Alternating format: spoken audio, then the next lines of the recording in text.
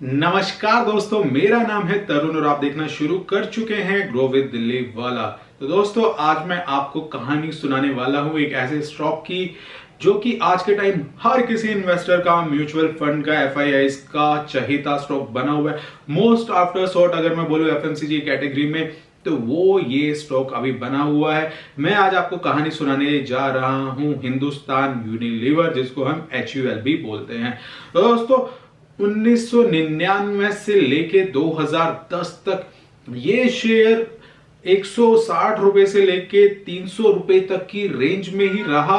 उसी में कभी 160 पे होता था, कभी 200 पे, कभी 250 पे, फिर गिर जाता था। तो जो लोग ने 160 पे लिया उन्होंने 200 में बेच दिया, जिन्होंने 200 में लिया 250 पे जैसे ही हुआ बेच दिया, क्योंकि इसने इतना पेशेंस टेस्ट करा लिया था हर किसी इन्वेस्टर का कि हर किसी ने थक हार के इसको बेच ही दिया था। बट हुआ क्या आगे, वो मैं आपको बताने वाला हूं। एंड आई एम श्योर आप सभी को पता है हिस्ट्री क्या बनी। तो दोस्तों, इवन 2008 के बाद भी जब सारे स्टॉक भाग रहे थे, ये बिल्कुल स्लो चाल में चल रहा था, तब भी ये अपनी जगह से हिला नहीं। ये 200 की रेंज में ही ट्रेड कर रहा था। 2010 में आगे कहीं इसने 300 को पार किया, उसके बाद फिर ये 200 पे आ गया एंड उसके बाद ये 300 से 400 की रेंज में कंसोलिडेशन में चला गया। एंड जिसने यहां पे 300 या 400 पे मौका गवा दिया, उसके बाद तो ये स्टॉक रुका नहीं। 2012 से लेके 2020 में जाके ये कहीं रुका है, जिसको आप मल्टीबैगर स्टॉक बोलते हो, वो बन के ये आया है काफी सारे इन्वेस्टर का। बट जिन्होंने पेशेंस रखी, सिर्फ उन्हीं के लिए मल्टीबैगर बना है। तो दोस्तों, ये स्टोरी मैं क्यों सुना रहा हूं, आई एम श्योर आपने इसको रिलेट कर ही लिया होगा। एक और ऐसा ही स्टॉक है जिसके लिए हम सभी परेशान हो चुके हैं। जिसके पास वो स्टॉक है पिछले 4-5 साल से, वो लोग थक चुके हैं कि ये स्टॉक कभी 170 का हो जाता है, कभी 250 का हो जाता है, 300-320 तक की छलांग लगा ली, फिर वापस आ गया है। तो आई एम श्योर आप समझ गए हैं मैं ITC की बात कर रहा हूं। तो जैसा आपने टाइटल पढ़ा कि क्या ITC भी 2000 पार कर सकता है, तो मैं आपको बताता हूं कि जरूर कर सकता है। वो क्या रीजंस है, क्यों मैं सोचता हूं ऐसा, उन सभी को मैं यहां पे कवर करने वाला हूं। बट सबसे पहले हम समझेंगे कि ये अभी इस लेवल पे क्यों है, जबकि बाकी सारे FMC स्टॉक भाग रहे हैं। तो दोस्तों, सबसे पहले हम समझते हैं कि ITC अभी भी हमको 170, 190, 180 में ही क्यों दिख रहा है।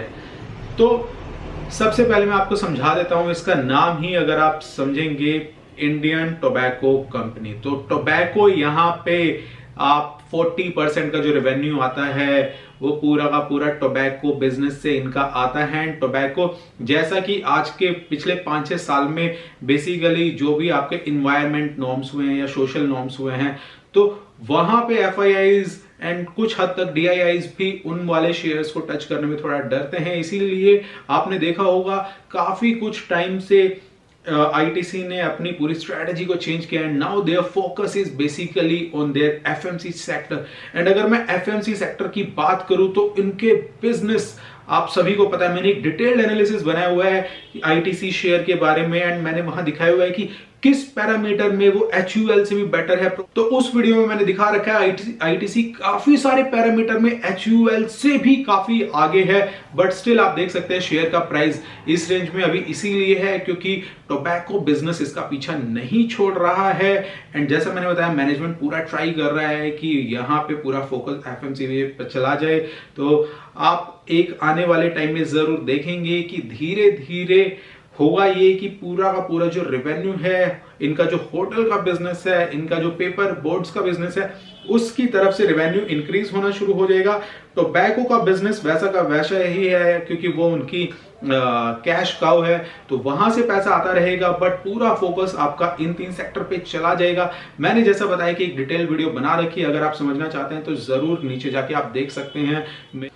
एक दूसरा रीजन भी, अगर काफी लोग बोलते हैं कि इस कंपनी का कोई प्रमोटर है नहीं, तो दोस्तों अगर मैं बात करूं तो बहुत बड़ी बड़ी कंपनियों के प्रमोटर है नहीं। अगर आप ICICI बैंक को देखेंगे, उसका कोई प्रमोटर नहीं है। अगर आप L&T को देखेंगे, उसका कोई प्रमोटर नहीं है। एंड बिना प्रमोटर की ये कंपनी प्रॉफिटेबल बन के आई है एंड इतना अच्छा अभी कर रही है, वेल मैनेज्ड कंपनी है। तो आपको प्रमोटर की जरूरत क्यों है?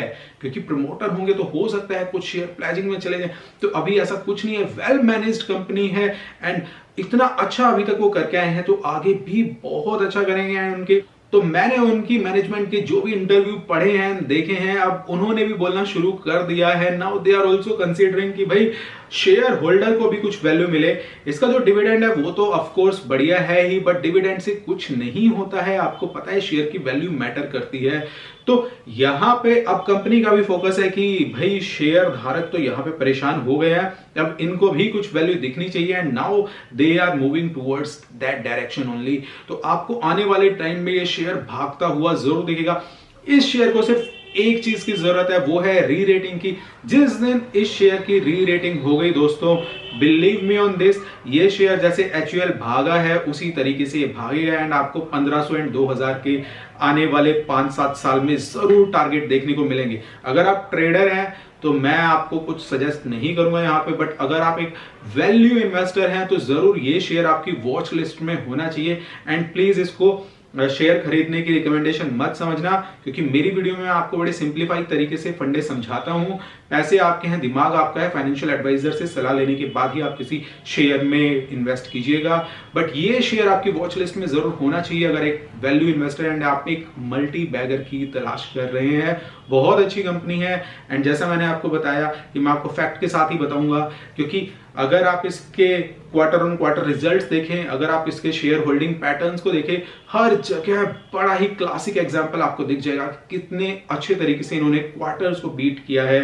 या शेयर होल्डिंग की बात करूं तो जैसे मैंने बताया 0% प्रमोटर के पास है, FIIs की अच्छी भागीदारी है, DIIs की अच्छी भागीदारी है, म्यूचुअल फंड्स की बहुत अच्छी भागीदारी है यहाँ पे।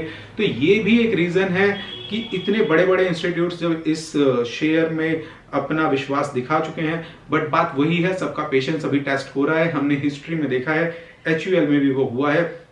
जिस दिन शेयर की री रेटिंग हुई, FIIs ने अपनी होल्डिंग बढ़ानी शुरू की, ये जूम करके भागेगा। एंड तो दोस्तों ये तो था मेरी तरफ से एनालिसिस। अब एक और चीज है, ये शेयर अगर आप सोच रहे हैं कि एक साल में आपको ऐसा कुछ देखने को मिलेगा, बिल्कुल ऐसा कुछ नहीं होने वाला है। बजट के बाद भी कुछ चीजें बदलेंगी। हो सकता है कि सिगरेट पे और टैक्स बढ़ जाए, तो आप देख सकते हैं कि शेयर में और थोड़ी सी कमी और थोड़ा सा गिरावट देखने को मिल सकती है।